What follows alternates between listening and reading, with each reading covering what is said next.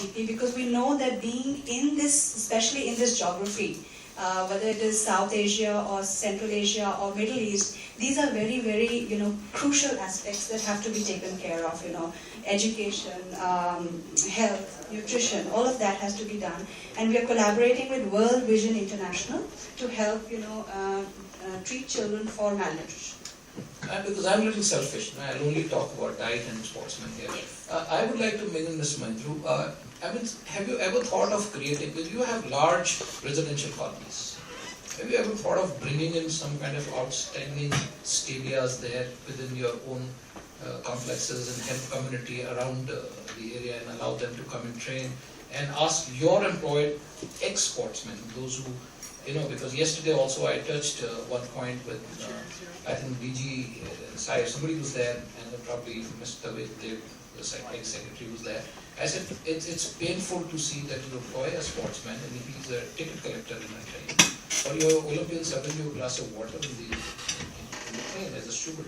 It's rather, those people could be easily used for coaching, for writing, for research. I'm sure they have done sports all their life and they will keep doing sports.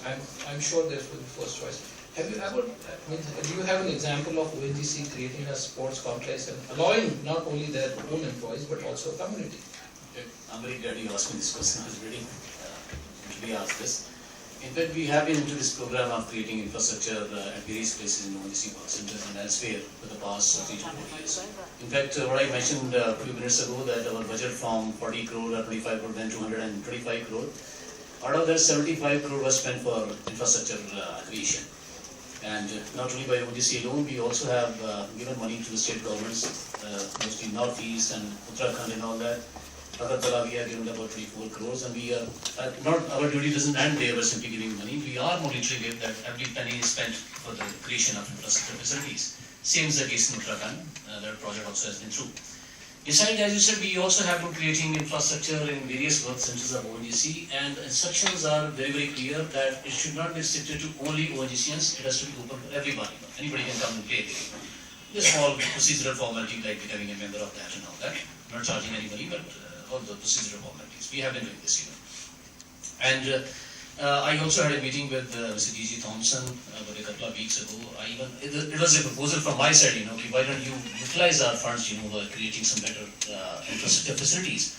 So he has suggested me a few places. One is in Jharkhand, Hazaribagh, and second is in Manipur.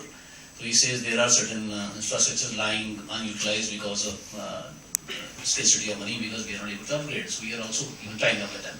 So I think this is a wonderful idea, because you can't create sports persons without giving them places to play. So we are working into this very closely. I'll get Murad on this and maybe probably through the house open.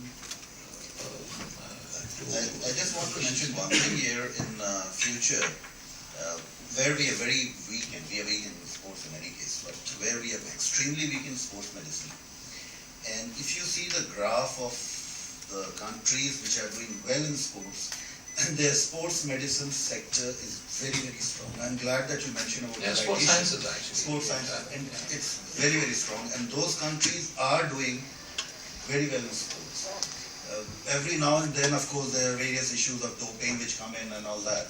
But in terms of scientific development of the body and the mind, they go way beyond what we are doing.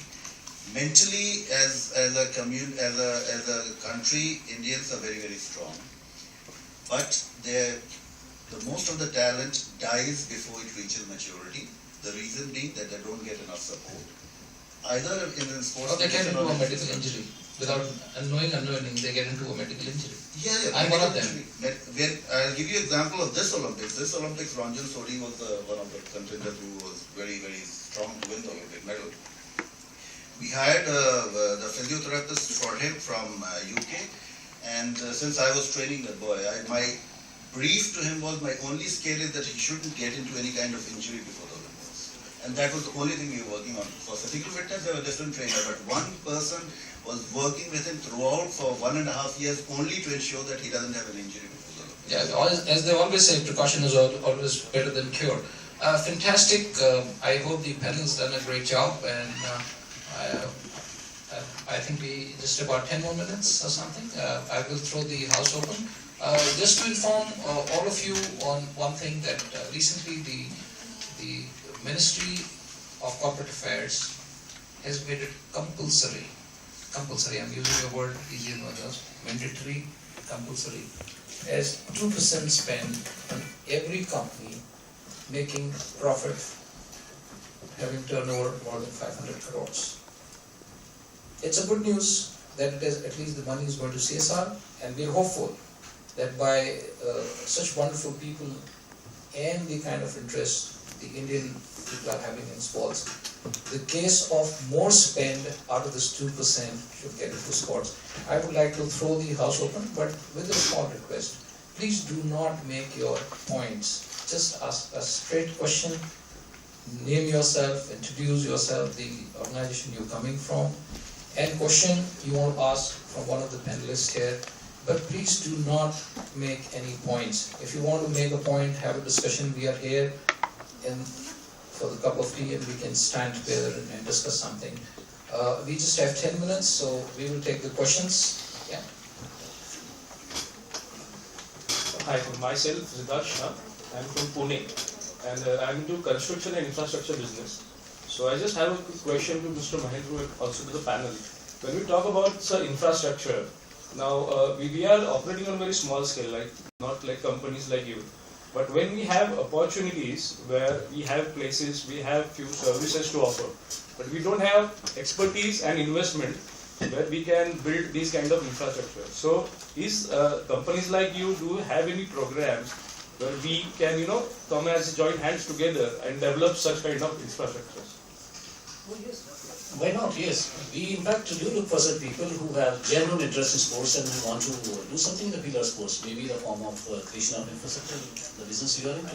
Please, you can approach us. If I am to correct this young man, Mr. Mehta, what he's asking is, are you going to fund or give them some kind of a loan or something? Yeah. You're open to Oh yes. That's fantastic. I think you must meet Mr. Mahendra during this. Please, you can approach me as for this. Well, I am Karnarang. I represent National Sports Federation of Ice Skating. Well, I am glad this rule has come, that CSR of 2% by all the corporates. But what I find is the corporates, their attention goes to the major games like cricket, football, hockey, and maybe then they trickle down to maybe tennis or basketball. But there are many games which are in fledgling state, which are in infant stage. They need more caring, more upbringing, more support, more help. But the corporates just forget about them. So how do these new sports, which have got a lot of potential to come up, they die, they are natural death. Only a fortnight back, one of our boys, 13 years old, he went to Czech Republic in Ostrava and participated in the International Junior Figure Skating Championship. The people from Europe, Canada, the US, China, Japan, they appreciated that somebody has come from India and he was doing quite well. I won't say excellent, but quite well. And they were surprised that without the infrastructure existing in India, how the talent has come up and they are keen to go up. Unless we get this support from the corporates, how do these new games come up which have got a lot of potential? And as of today, more than 220 athletes from India have participated in international ice skating events. So what you're saying is absolutely correct. We should get into other sports, but at this point of time, as a country, we are still trying to consolidate the sports in which we are very strong in. We have, it's not that we don't have talent in other sports. As I mentioned, we have got talent in everything. But first of all, we should concentrate on the sports where we are doing well, and where genetically we are doing well, and where we can reach a stage that we come in the top 20 in the world. Once we reach in the top 20 in the world in those, then, and within the limited pocket that we have today, because sports spending after the CSR might increase, but with the limited pocket, concentration is definitely on the priority sports at now, where India can reach at a particular place. Then it will go down to the other sports. But you have a very strong point. I mean, if we have that much money, we should be spending it, but we don't have. So I'm Colonel V.S. Manu.